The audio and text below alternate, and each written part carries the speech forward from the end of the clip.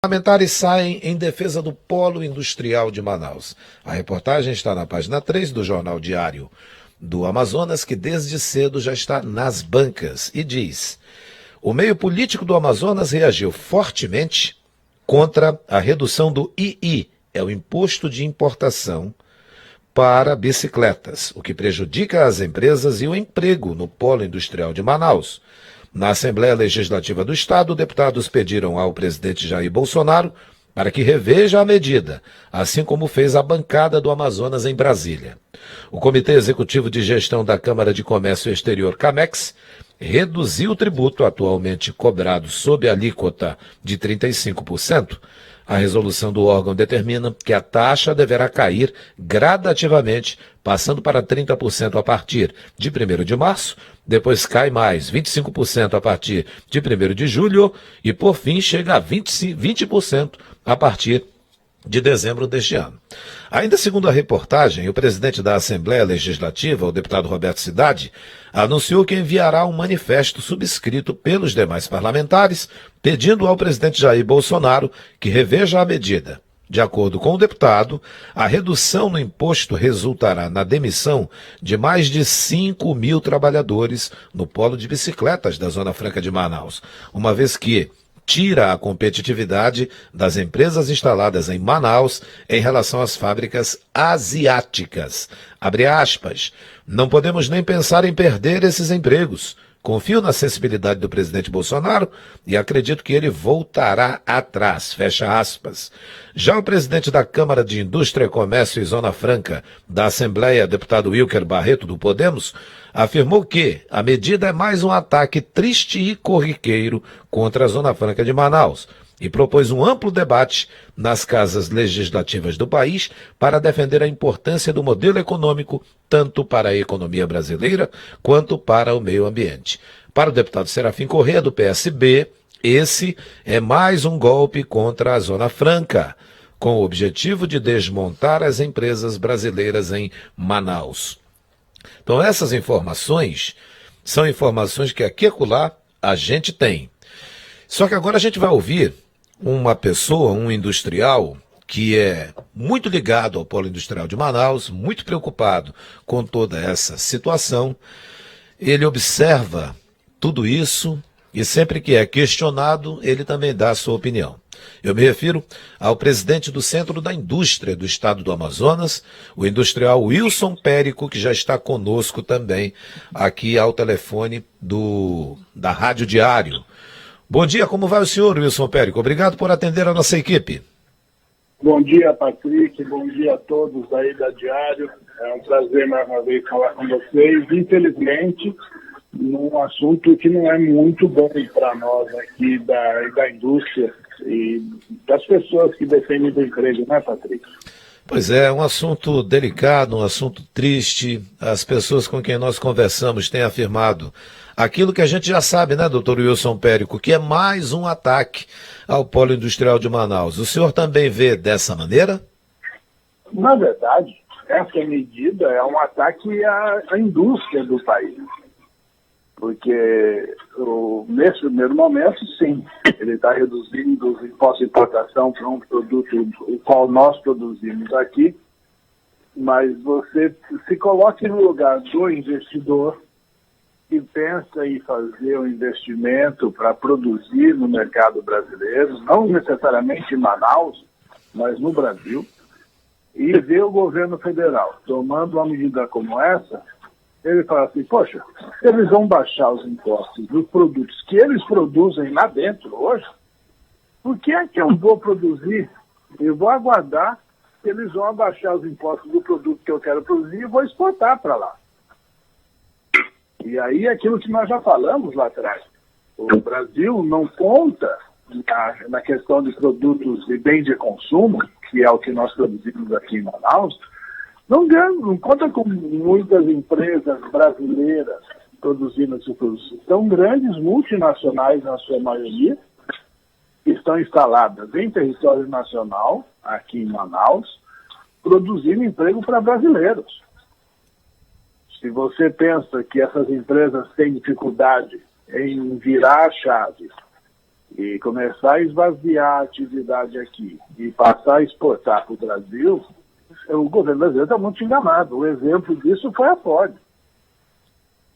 Então, enquanto você vê movimentos no mundo, de países como a Alemanha, Estados Unidos, olhando para dentro, fortalecendo a sua atividade, criando barreiras para a concorrência externa daquilo que compete com a atividade que está sendo executada dentro daqueles países, o governo brasileiro, o ministro Paulo Guedes, está indo no sentido contrário. Nós temos o grande desafio do momento é a pandemia, mas paralelo à pandemia, o maior desafio que temos são os empregos. E é isso que nós precisamos defender.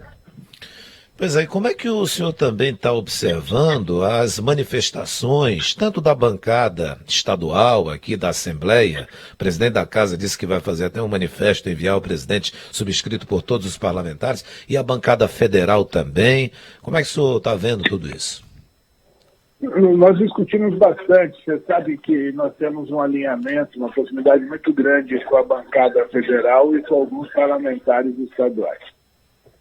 E ontem, quando essa notícia surgiu, na verdade, essa discussão começou anteontem, no final da tarde, todos eles já estavam movimentados. Os nossos senadores, os nossos deputados, todos eles já estavam se movimentando para tentar encontrar uma alternativa para retomar o status quo que nós tivemos lá atrás. E, de novo, essa questão da abertura do mercado já tem sido anunciada pelo Ministério da Economia há muito tempo. Nós discutimos com eles, eu conversei com o Carlos da Costa, teve uma reunião aqui em Manaus em que eu mostrei isso para eles. Olha, nós não temos indústrias brasileiras, temos multinacionais. Mas ele insiste, o ministro Paulo Guedes insiste nisso, sem levar em consideração o custo do Brasil. O que eu faço? Nós temos uma carga tributária que é altíssima. Fala-se de reforma tributária, mas nenhuma delas se traga a redução dessa carga tributária. Nós temos uma deficiência de infraestrutura, seja ela logística, energética ou de comunicação, que causa maior custo ainda para a atividade. Se ele quer colocar o Brasil num patamar de país de primeiro mundo, competir no cenário global, nós temos que fazer a lição de casa primeiro, Patrick. Nós temos que arrumar a nossa casa, dar condições para que essa atividade seja realmente competitiva. E não abrir o mercado colocando em risco os empregos que se geram no Brasil. Hoje eu não falo só de Manaus, né? De novo, ele está mexendo numa situação que vai afetar a indústria brasileira como um todo. Périco, você acha que nessa questão de afetar a indústria brasileira como um todo, mas olhando aqui para o polo industrial de Manaus, há risco de saída das empresas desse segmento e de outros? Mas é aquilo que eu falei. Se eu sou uma multinacional, eu tenho uma empresa aqui no Brasil que passa por todas essas dificuldades que eu falei. Uma legislação trabalhista que é leonina com relação ao empregador, a carga tributária, a burocracia, a questão logística. Se eu tenho uma unidade minha na China ou no México produzindo esse mesmo produto, se eu conseguir ter competitividade para exportar para cá, por que eu vou ficar nesse cenário, nesse ambiente que é ruim para mim? Então existe sim, e não é difícil de começar a ver o esvaziamento, uma redução das demandas locais para esses produtos e passar essa mesma empresa que produz hoje no mercado brasileiro, gerando emprego aqui, passa a exportar para cá. Compreendo, o negócio é de fato sério. Você citou o ministro Paulo Guedes. Eles, quando vêm aqui em Manaus, houve aquela participação deles e do próprio presidente. O senhor estava, se não me falha a memória, lá na Suframa também, naquela reunião do CAIS, né, do Conselho de Administração da Suframa. Me parece que eles dizem algo quando estão aqui e quando saem daqui, o diálogo, a conversa é diferente. É isso ou estou enganado? Não, eles têm exatamente essa postura. Eles têm uma convicção e é muito difícil de você poder conseguir mudar essas ideias. Primeiro, que eles não se esforçam em conhecer e não fazem questão de conhecer. Essa questão da bicicleta, em particular, já tinha acontecido algumas reuniões e foi colocado um plano para uma equalização dessas alíquotas de importação, começando em 2022, e seria uma questão muito mais tênue, com uma redução devagar ao longo de um longo tempo. E isso não foi respeitado. Então, o que eu falo é que nós precisamos, desse momento, melhorar essa interlocução com o governo federal. Aí eu falo do governo do Estado, a nossa bancada federal, principalmente. E trazer aos olhos e aos ouvidos dos tomadores de decisão a Zona Franca que nós conhecemos. Apresentar aquilo que nós sabemos, nós fazemos, a contribuição que nós damos não à região, mas ao país, e mais, os riscos que se tem de se afetar a competitividade da nossa região, da nossa atividade, aos brasileiros que têm seus empregos gerados por essas atividades. De novo eu falo, nós temos que ter uma visão de Brasil com a dimensão do Brasil e com as desigualdades regionais que o nosso país tem.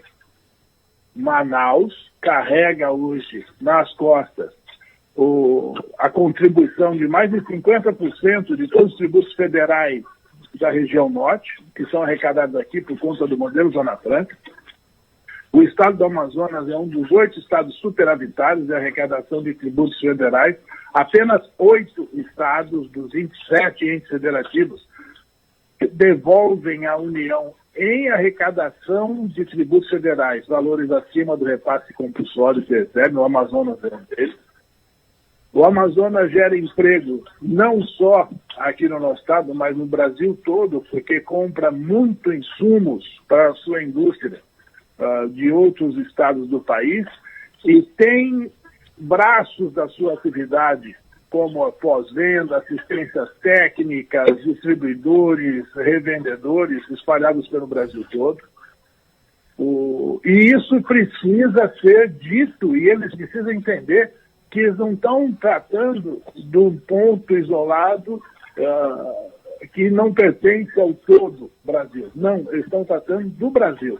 E aí eu tenho certeza que Manaus, se for afetada, e a Zona Franca for afetada como está, nós vamos estar criando um problema para o nosso povo, para outros brasileiros de outros estados, ou seja, nós vamos estar criando um problema para o Brasil, ou seja, o Brasil sem Manaus, sem a Zona Franca, ele vai ser menos Brasil. Compreendo. Wilson Périco, presidente do CIAN, Centro da Indústria do Estado do Amazonas, fazendo um relato bem importante sobre essa situação do II, sendo reduzido aos poucos até chegar a 20%, prejudica frontalmente as empresas aqui do segmento no polo industrial e outras também que não são, que vão dizendo exatamente isso. Olha aí como é que é por lá. Obrigado, Wilson Périco. Muito obrigado. Tenha um bom fim de semana e boas notícias na semana que vem também. Vamos rezar para isso. Obrigado, Patrick. Saúde a todos vocês. Um bom final de semana. Amém.